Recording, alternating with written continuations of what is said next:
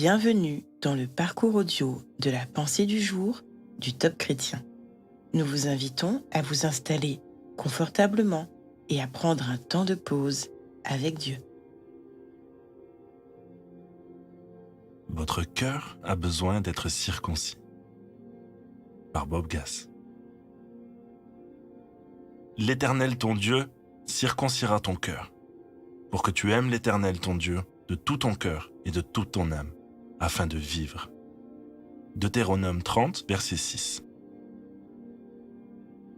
Chez les Hébreux, les garçons nouveau-nés passent par le rite de la circoncision.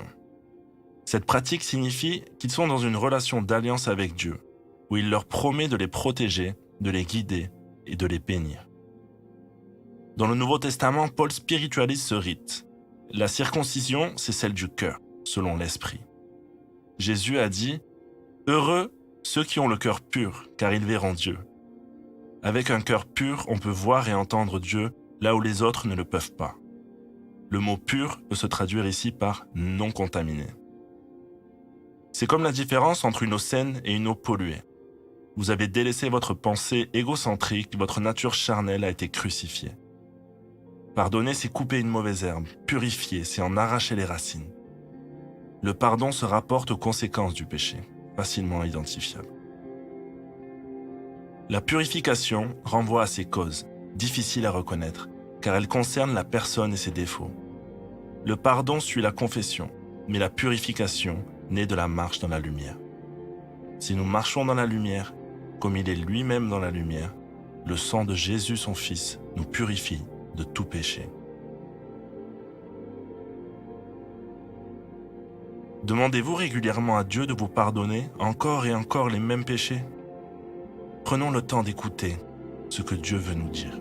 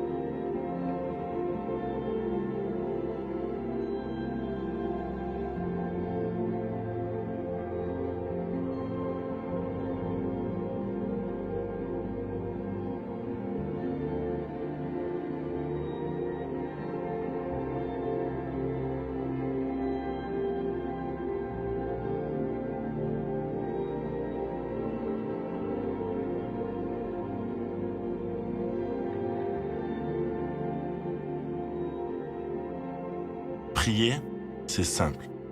Parlez à Dieu comme vous le feriez avec votre ami le plus proche. Il vous aime et peut tout entendre. Voici un exemple de prière. Seigneur, tu me pardonnes chaque fois ce que je me repens. C'est merveilleux, mais je désire aller plus loin. Viens purifier mon cœur de manière nouvelle. Viens le circoncire, pour que je ne revienne plus vers toi avec les mêmes péchés. Amen.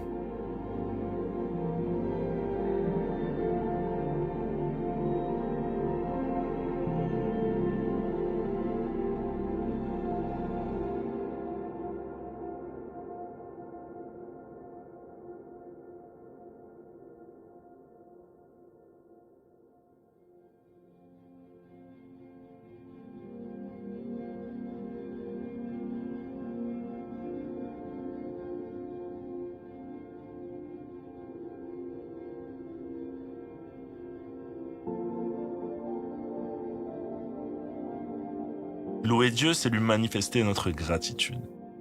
Et si, en cette fin d'année, vous faisiez un retour en arrière? Vous trouverez des sujets de reconnaissance, c'est sûr.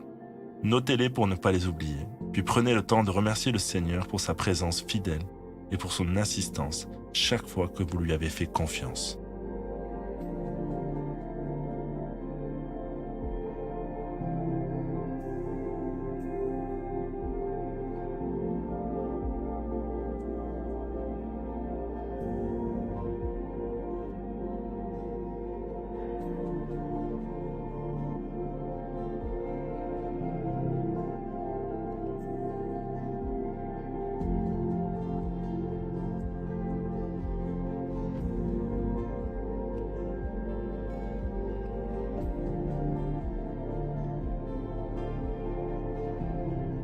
À présent, approfondissez ce que vous avez compris de nouveau après avoir lu ce message.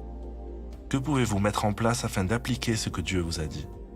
Notez les actions concrètes que vous pouvez réaliser, puis sélectionnez celles que vous pouvez mettre en pratique dès aujourd'hui.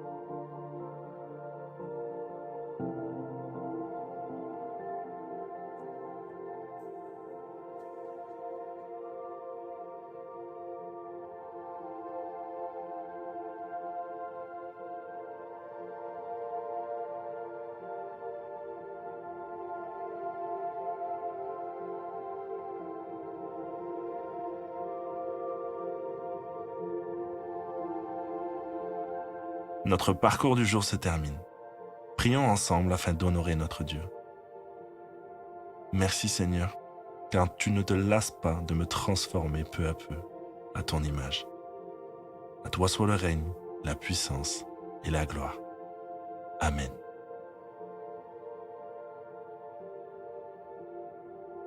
Nous espérons que ce temps de pause avec Dieu vous a ressourci. Rendez-vous demain pour un temps de Séla avec la pensée du jour.